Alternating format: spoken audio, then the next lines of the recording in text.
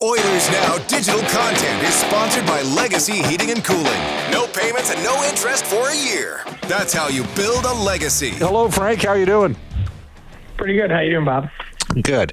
Well, we'll start in Edmonton. Connor Ingram.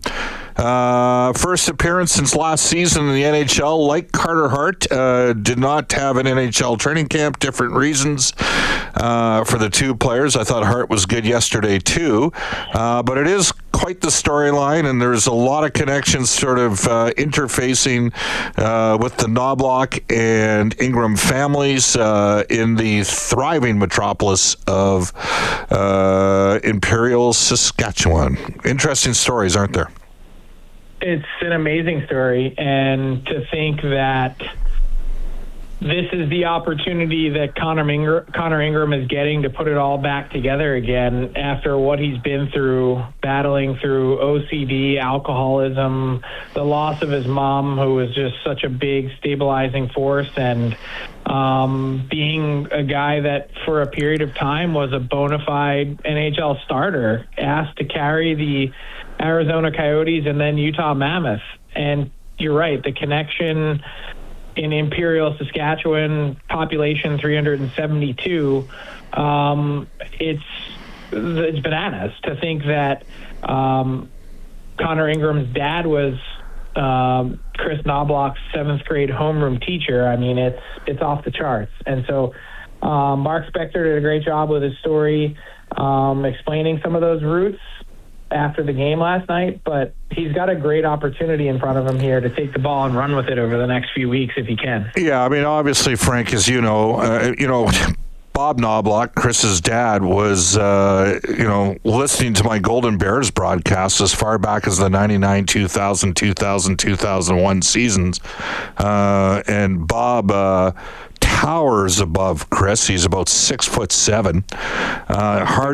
Big man, hard guy to miss, and they're proud. Huge handshake. Yeah. You've met him a couple times, I know, over the years, and we did something with John Sexsmith for his birthday a couple of years ago with Chris's parents and Chris at one of the Oil King games, and they totally supported John and Joel in that situation, and Joanne. So it's a real nice touch. It's just the type of people they are. So the reality is there is an opportunity here for Connor, and it would not surprise me in the least if he starts one of the next two games against the Calgary Flames, as we have the pre-Christmas game before and the post-Christmas game in the Battle of Alberta matchups. But you hit on something there. Back-to-back .907 save percentages. In Arizona, a time in which it wasn't easy, like they had a lot going on with the club. Everybody knew that team was eventually going to be leaving, and it kind of went sideways on him last year, and now it wasn't, we're going to talk about Keith Gretzky with this as well, Frank. It's not like he lit it up in the American Hockey League, but neither did Carter Hart. Carter Hart was at like an .837 save percentage. The AHL's a tough league, isn't it? Well, I think Connor Ingram described it perfectly, saying that he thinks in some ways the NHL might be easier, and we do hear this a lot from players that have recently played in both. The unpredictable nature and the mistake-laden game that happens in the AHL, it's chaos at times. And so he said, as someone who reads the play, and that's been his strong suit as opposed to being the fastest guy or having the best reactions, that he finds playing in the NHL is a bit easier. I could see that. I'm not saying that means that he's going to have immediate success, but look, there's something here with Connor Ingram. I think we all knew, no matter what, that even in a perfect season with everyone playing well, at some point your goalies get banged up, and that when the Oilers gave him an opportunity to come over from Utah earlier this season in that trade, that you'd end up using him at some point.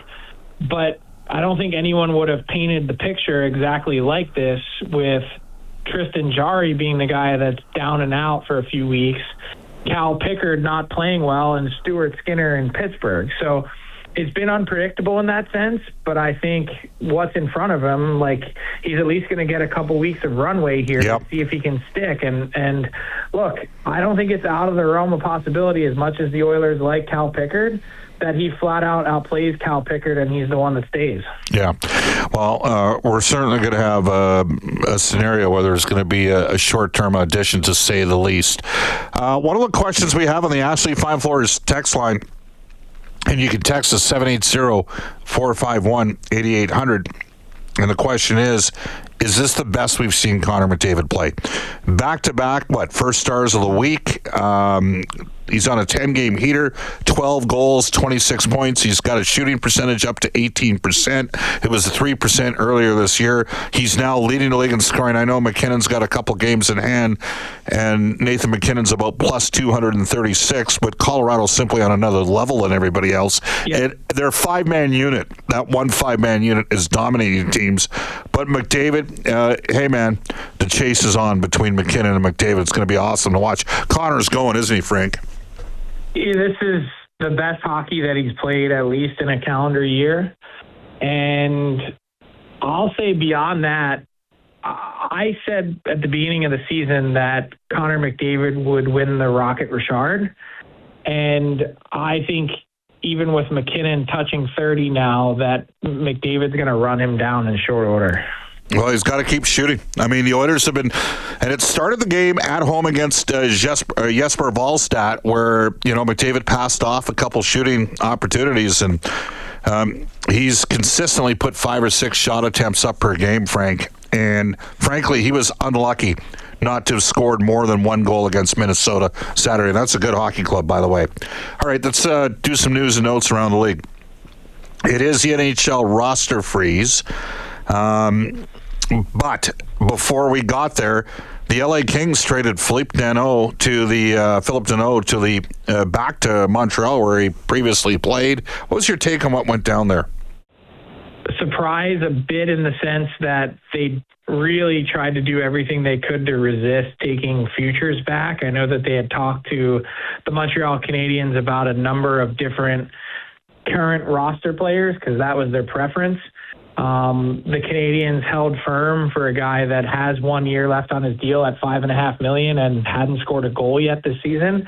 And I thought the way that Kent Hughes framed it after the fact was really smart, saying, look, I've been an agent in this league for a really long time. I understand the situation sometimes the players are in. And I don't think for 1 second that Phil Danault forgot how to play hockey. So they're hoping that he's going to have a big bounce back. And if he does, it's going to be a great problem to have to figure out what their salary cap picture looks like next season and beyond. But for the meantime, they're hoping that adding another veteran presence will help them out big time. And it's going to be interesting to see what the Kings do to try and package that second-round pick to try and get better. But I think you mentioned Colorado and obviously Minnesota, Dallas, they're in that same conversation. At what point do the Los Angeles Kings need to be intellectually honest about the situation that they're in? Are they better than the Oilers? The answer is no. We've proven that over a number of playoff runs now. Then the next question is, okay, say you escape the Pacific Division, what are your chances looking like to advance? And I don't know how the Kings can now, belly up and go after and be as aggressive as possible. I think they've got some real questions staring themselves in the face. Well, it's going to be interesting to watch. I will say this about Las Vegas.